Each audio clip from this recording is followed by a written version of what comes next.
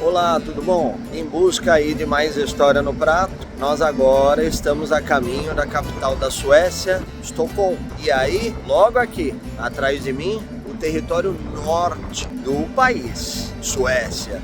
E aqui, atrás de mim, o sul. No sul fica a própria capital. E aí nós temos as primeiras grandes populações que tiveram contato com mercadores europeus já ali nos tempos modernos, século XV, XVI, com a proeminência de novos elementos no prato, de especiarias a outros ingredientes, até mesmo vindos de regiões mais afastadas.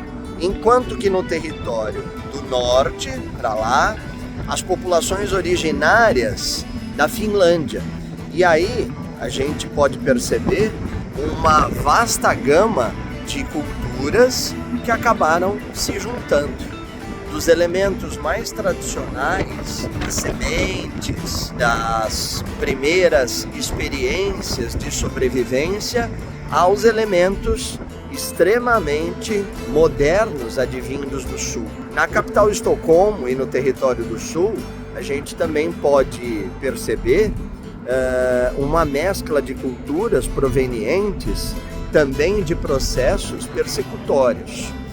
Os judeus, bem presentes no território da Suécia, e infelizmente em relação às políticas antissemitas já desenvolvidas ao longo do século XVIII e XIX dentro da Europa, viu no território sueco a chegada de inúmeros contingentes populacionais.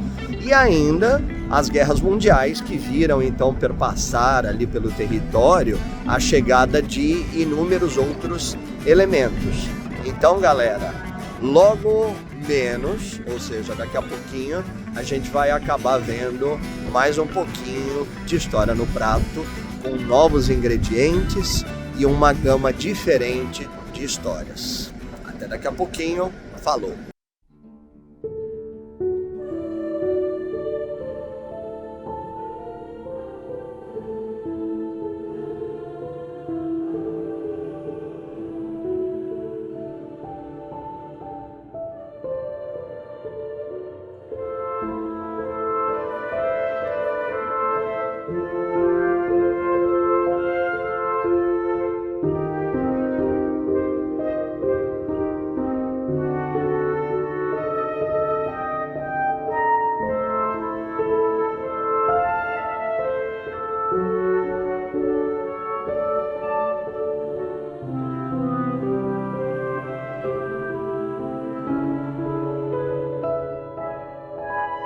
Aqui na Suécia, no Pastafariska Park, e aí a caminho do centro da cidade, o centro velho da cidade de Estocolmo. E aí vamos dar uma olhadinha ali pelos principais pontos e depois descobrir os elementos culturais nos pratos típicos aqui da Suécia. Vamos dar uma voltinha.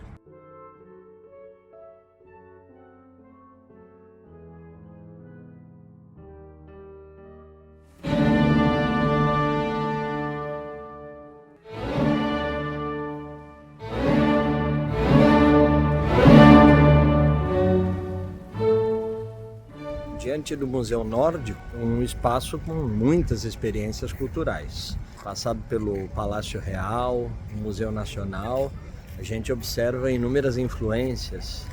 A própria questão dos povos mais antigos, de tradição nórdica, aqui o próprio museu e daqui a pouquinho o Museu Viking, e a presença de outras influências no processo das grandes navegações e da expansão do comércio no século XV, e aí o Gustav Vasa e a própria tradição que vem a ter grande influência do Renascimento e que vai se expandir até o século XVIII depois, com o período das grandes guerras napoleônicas, enfim, e aí o período das guerras mundiais também, com grande tradição e migração de contingentes para esse território.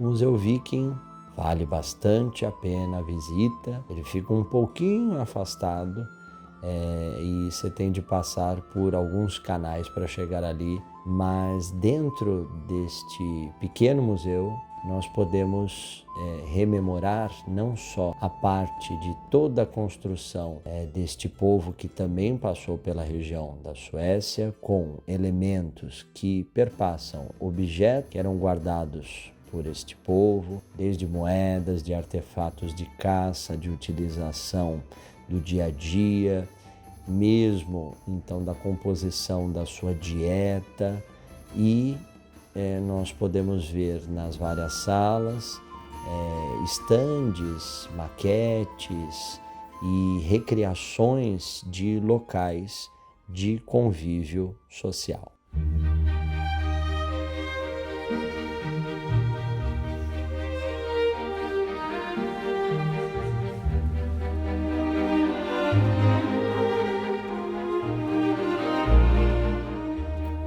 O Museu de Arte de Estocolmo fica bem de frente ao Palácio Real. Claro que você precisa dar uma caminhadinha para chegar até o outro lado do canal, mas obviamente vale um incrível passeio.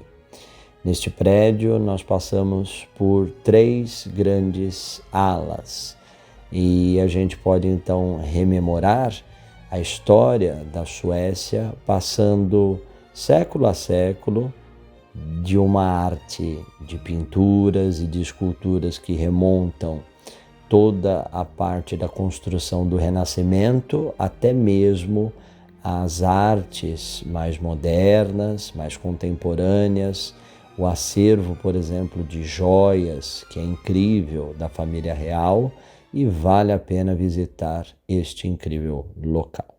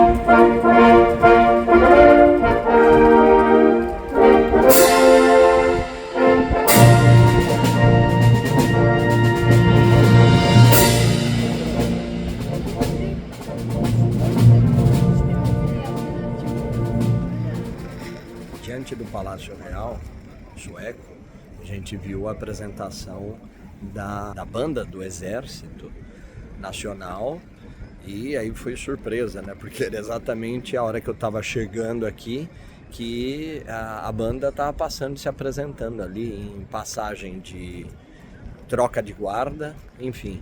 Só o ruim é que a fachada aqui do Palácio Imperial está em reforma. Parece que eu escolhi o momento errado, de repente, de vir para cá, porque já é a segunda cidade que eu passo que tem coisa em reforma. O importante é que para onde eu for vai dar errado.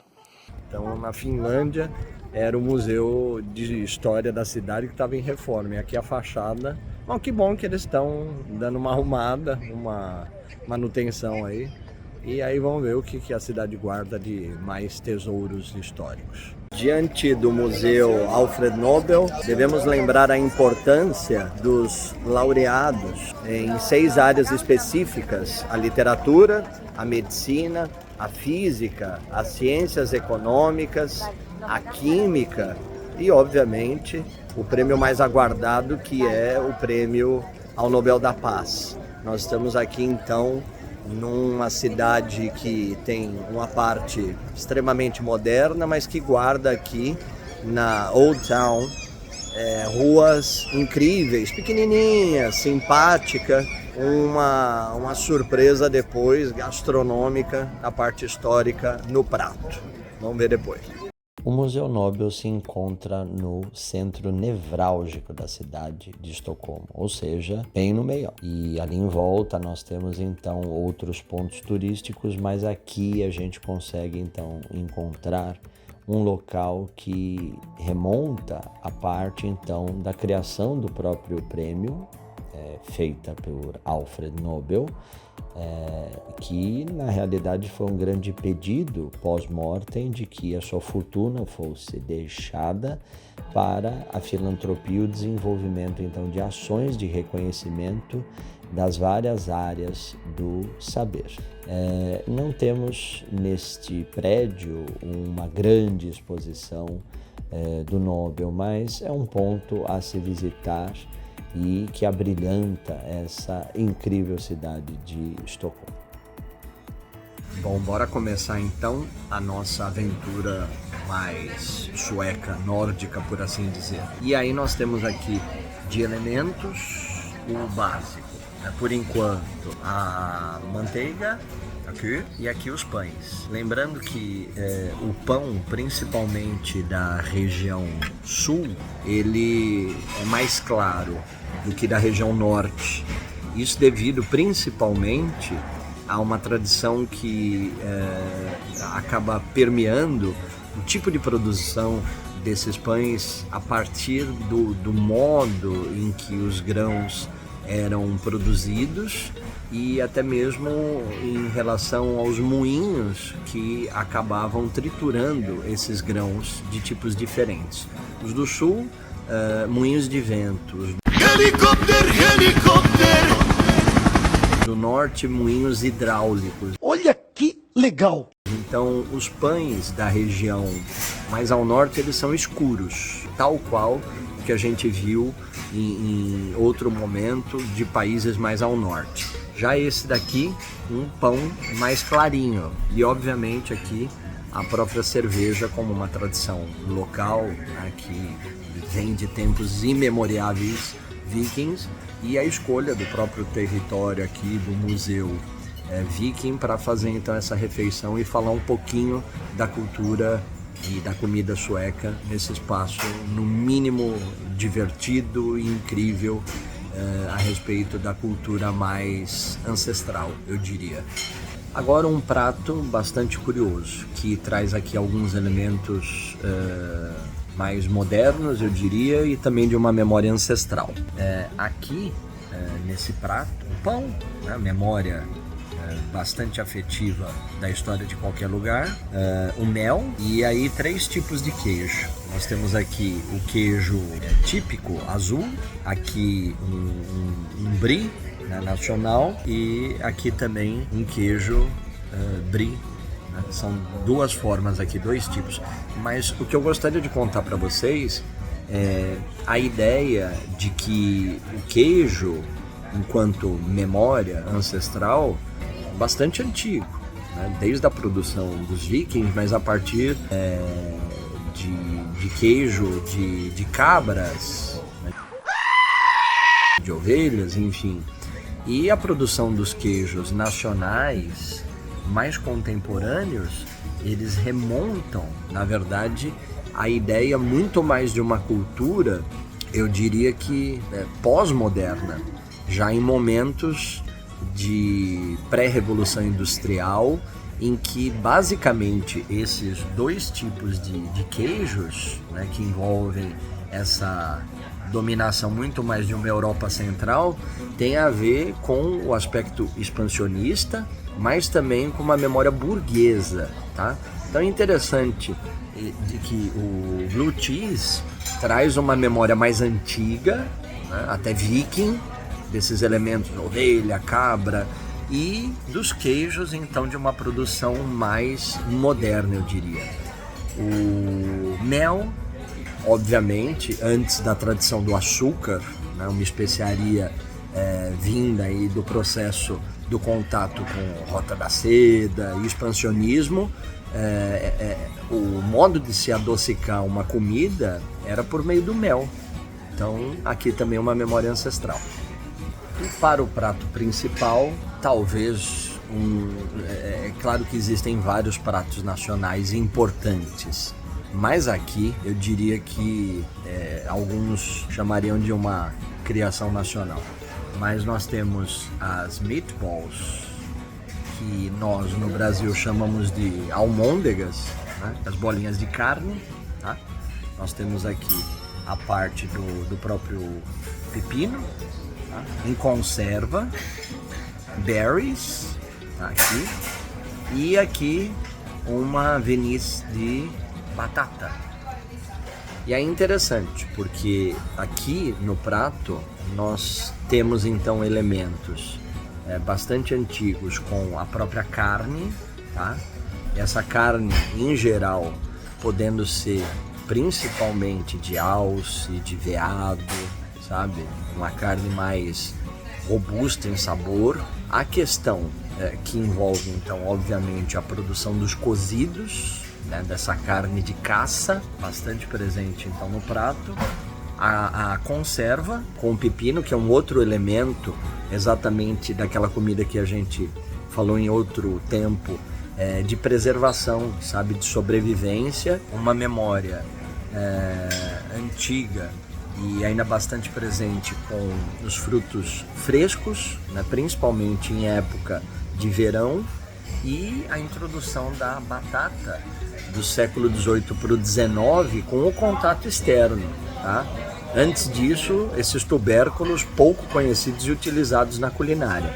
Então aqui é interessante porque nós temos elementos ancestrais, né, tanto pela carne, pelo conservado e pelas berries, aqui a fruta vermelha, e de elemento mais moderno com as batatas. Então, com um prato aí bastante miscigenado, eu diria, de épocas e histórias diferentes. Bora provar agora. Também tô cagado de fome. Veredito. Vamos lá. Pelos queijos, claro que aqui não é um canal de avaliação culinária, e sim de aspectos históricos, mas enfim, também vale o gosto. A parte principalmente do blue cheese, eu acho que traz ali uma questão mais proeminente, talvez cultural. Brie deixa para os franceses, né? O mel tá bem incrível. Agora, já comi, por incrível que pareça, no barco vindo para cá, as meatballs estavam muito melhores, né? Mas enfim, de novo, não é uma crítica gastronômica, mas a combinação de todos esses países aqui ao redor, entre que a potência da carne, a questão das conservas e dos outros elementos, né, mais adocicados com as berries, trazem ali um aspecto múltiplo na gastronomia, né? Novamente, da dieta mais antiga, com base nas sementes, com base nos grãos, com base nos frutos, e aí variáveis de acordo com a estação, o modo em que esses grãos eram triturados e torrados, enfim, tudo isso presente em um só prato. Então é incrível. Eu poderia ter escolhido porco, também é extremamente típico daqui, javali, né, que é tipo um porco selvagem, mas aí eu procurei dar uma variada para trazer também um símbolo nacional, que é isso. Então eu espero que vocês tenham gostado e novamente saúde para todos, e vimos mais uma vez História no Prato. Quem sabe no próximo episódio a gente vê alguma coisa um pouquinho diferente de novo. E para encerrar, um docinho. O melhor então da culinária termina com aquilo que é mais doce também, para dar aquela fechada, aquela encerrada. E aí nós temos um canel rolar típico, como se fosse um cinnamon roll, né, mas esse especificamente feito de cardamomo. E aí de novo, né, tudo bem que a canela, enquanto elemento, chegou um tantinho depois, né, porque é um elemento mais exótico e vindo do Oriente, né, o cardamomo também, mas todos esses elementos de misturar aos pães, a essas massas, nozes, né, as nuts, as raízes, enfim, isso também é extremamente ancestral e aí acaba vindo de tempos imemoriáveis dos povos originários e tradicionais da região. Então, nada melhor que terminar mais esse episódio com algo doce. Então, para vocês, e da próxima vez, mais História no Prato. Até a próxima.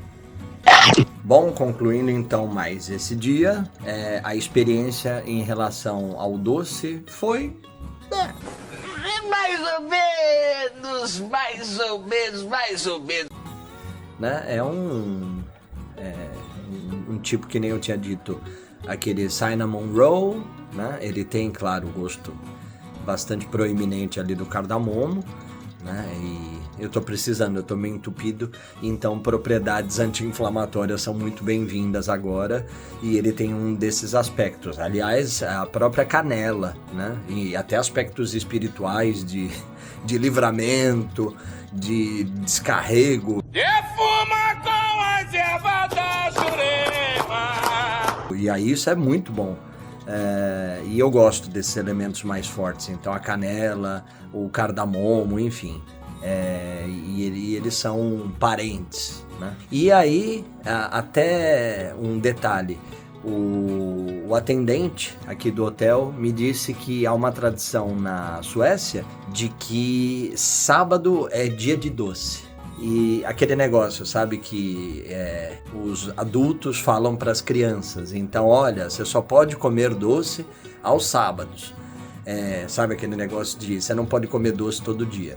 Enfim, eu acho que para deixar a vida doce, a gente pode comer doce, não a qualquer hora, mas pode ser todo dia numa medida assim, tudo, como diria Sócrates, né? Nada em excesso. Tudo ao seu tempo. E Epicuro também dizia isso. São os pequenos prazeres da vida, mais ponderados, que levam a uma existência plena. Mas aí assim, pim, na hora que o cara falou isso, por sorte eu lembrei, hoje é sábado, então hoje foi dia de doce e hoje também foi dia de mais um História no Prato. Espero que vocês tenham gostado e até a próxima.